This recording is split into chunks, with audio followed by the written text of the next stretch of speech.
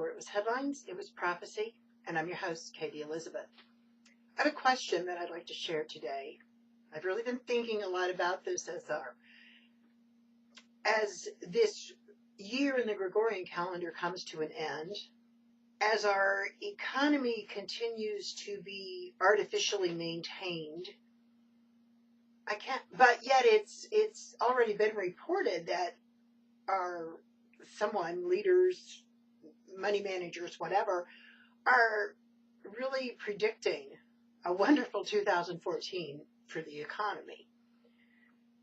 Considering both sides of the aisle are still in such a quandary, and we have, so much blame that there's no job creation. I think that's an odd prognostication that our economy is going to dramatically improve when the complaint continues to be underemployment and no job creation, as well as the fact that, this next year,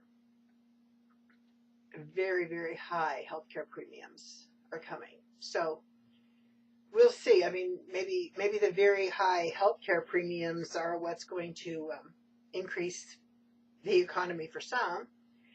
And I do want to sound a warning. This is a huge warning that to become eligible for Medicare, in many states, you're actually signing away any assets you may have.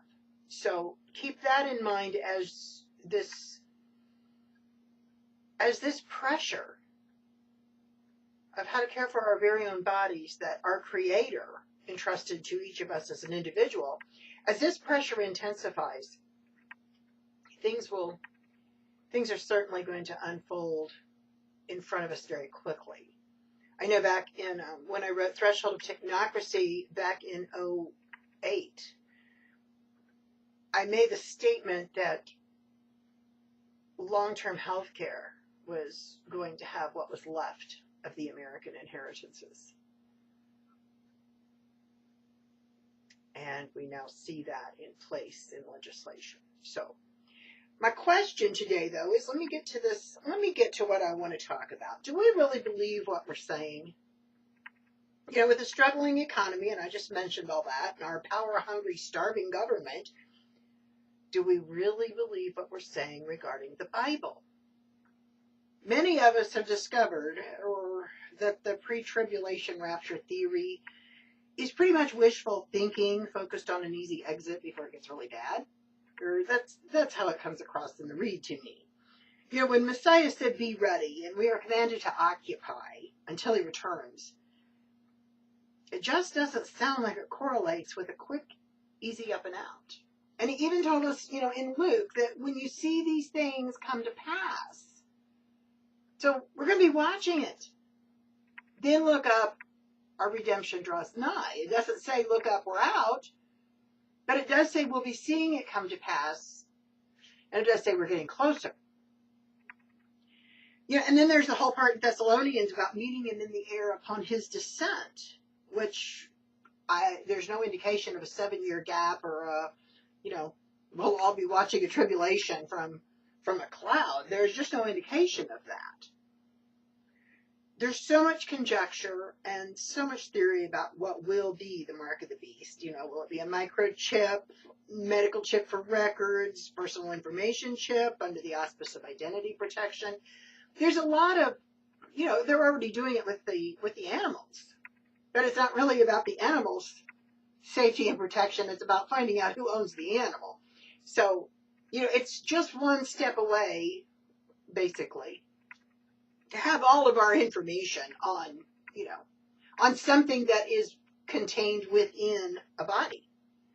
So, I kind of lean towards the idea that it will be some sort of chip of some kind. I even saw Zach did a video a few weeks ago, and I had it posted in the Goshen Gazette about this tattoo artistry that contains, they could put the chip there. It's like, please be careful.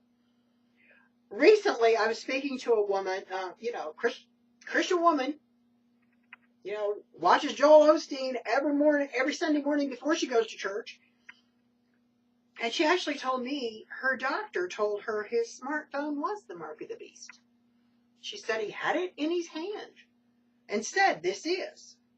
And he even pointed to the little picture and said, "See, it even has the bite out of the apple." That was his proof. Now, my response in horror was, "Do you think he really believes that?" You know, it's like, talk about a desensitization and just going along with it. And she replied that she really thought he did. So then I had another question. "Do you still go to him?"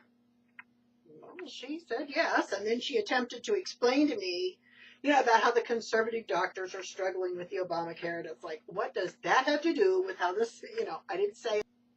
I just knew the conversation was taking a twisted tangent and, didn't really need to browbeat either of us. So that led me to need to, get back to what I was doing and close the conversation with the sad observation that, people are being desensitized. And it was healthcare that, was doing that. And they literally are being desensitized to the seriousness and the severity of what it is to take the mark of the beast. Well, this has gotten me thinking, because not everyone is going to participate on the medical level. Not everybody has that kind of faith in a doctor. But some people will, like their body art, or somebody else will feel like their medical records or their instant, it's more convenient than a debit card. There's a lot of places this could enter in. And people will make the conscious choice to receive whatever it is. I mean, it's going to be packaged as convenience and safety.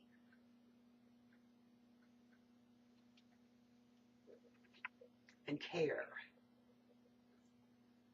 And if we're already seeing a desensitization of that, my question is simple. What are we doing to prepare for a time to be a witness unto Yeshua when there is no buying and selling without the mark of the beast? What are we going to do? There's still going to be people that are in need.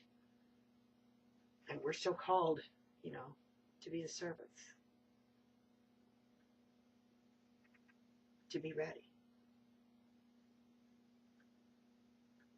What are we doing to prepare for that time that we'll be able to help those who are seeking